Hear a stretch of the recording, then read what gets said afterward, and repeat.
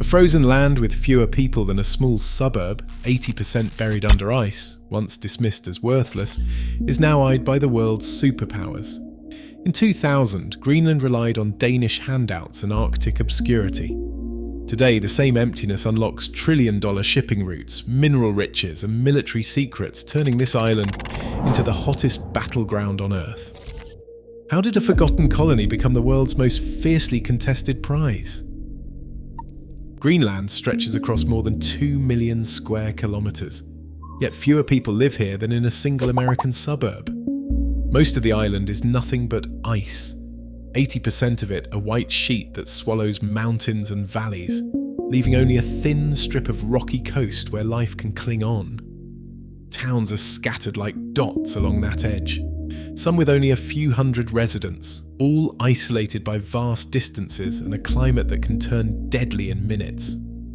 In winter, darkness lasts for months. In summer, the sun refuses to set.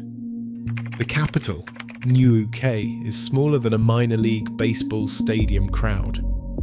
For most of modern history, the outside world barely noticed this place. Cargo ships bypassed its frozen shores, and even Denmark, the official ruler, treated Greenland as an afterthought. There are no highways connecting towns, just fishing boats, tiny airstrips, and snowmobiles. The scale is almost impossible to grasp. One settlement might be separated from the next by 300 kilometers of empty ice and rock. Yet, against all logic, this emptiness has become the focus of global obsession. Superpowers now pore over satellite images of frozen fjords and abandoned airstrips, calculating risks and rewards for a land with more reindeer than people. Greenland's population, just 56,000, could fit into a single football stadium, but the fate of trillion-dollar trade routes, rare minerals and Arctic defences, now turns on what happens here. The world's largest island, once overlooked, now sits at the centre of a geopolitical storm, not despite its emptiness, but because of it. Greenland's position on the map is a stroke of geographic luck. Wedged between North America and Europe, its icy coastlines guard the entrance to the Arctic's most coveted shortcut, the Northwest Passage. As polar ice thins, this route promises to shave up to 7,000 kilometers and as much as 2 weeks off the journey between Europe and Asia. For global shipping giants, that is billions in fuel saved and new markets reached at record speed. But holding the keys to this passage has not meant prosperity for Greenlanders. Instead, the island's fate has been shaped by a long colonial leash stretching back to 1721, when Denmark laid claim to the territory. For more than 2 centuries, Greenland was treated as little more than a remote outpost, its people ruled from Copenhagen, and its resources largely ignored. Even after 1953, when Denmark upgraded Greenland's status from colony to constituent country, the economic umbilical cord remained intact. Today, Greenland's entire economy hovers around $3 billion a year, less than the annual budget of a small American city.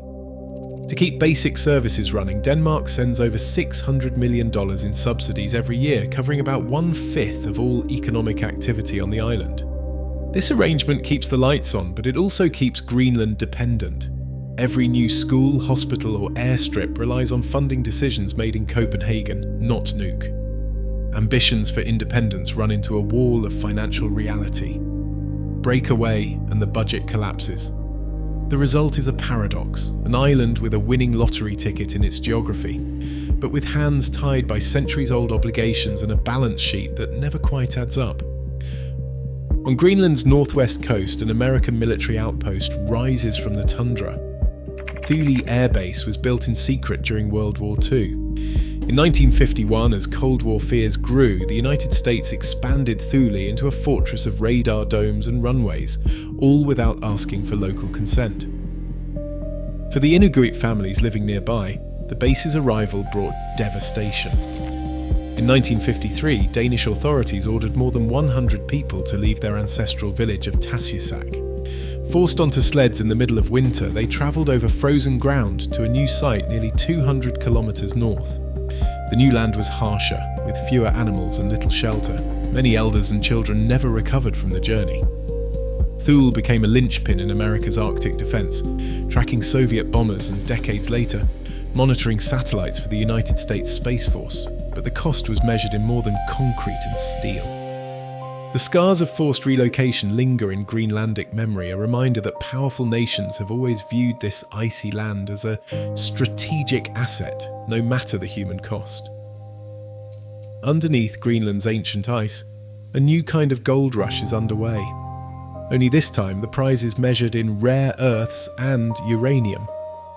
In the far south, the Kvanefjeld deposit sits atop one of the world's richest caches of critical minerals: neodymium, praseodymium, dysprosium and terbium, elements essential for everything from electric car batteries to missile guidance systems, are packed into the rock here in concentrations that could supply up to a quarter of global demand.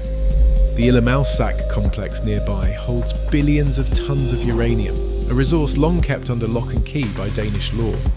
That changed in 2013 when Greenland's parliament voted to lift a decades-old ban on uranium mining, opening the door to international bids. Suddenly, what lay hidden beneath the ice became a magnet for global ambition. China, which processes 90% of the world's rare earths, eyed Greenland as a way to break its own bottleneck. The United States called these minerals a national security priority. As the ice sheet retreats, the scramble is not just for land, it is for the atomic building blocks of the modern world. In 2018, Chinese state-backed companies arrived with plans to build 3 new international airports, promising modern runways and cheap loans for Greenland's isolated towns. The price tag, over $500 million, was staggering for a country with a GDP barely 6 times that amount. Denmark, under pressure from Washington, intervened and blocked the deal, citing security risks. Behind closed doors, United States officials warned that Chinese control of Arctic airfields could threaten NATO operations and open the door to dual-use military facilities. The airport saga exposed just how desperate Greenland's infrastructure needs had become. Experts estimated the country would require at least $10 to $15 billion to build the roads, ports and power plants needed to support mining and shipping ambitions. Denmark refused to foot the bill. China offered cash with strings attached. The United States countered with its own brand of influence. In 2024, the United States reopened its consulate in Nuuk, closed since 1953, and sent $12 million in aid for mineral exploration.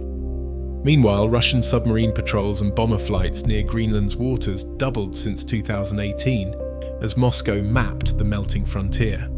Superpowers circled, each offering money or muscle, while Greenlandic leaders found themselves squeezed between promises and threats, their sovereignty up for auction to the highest bidder.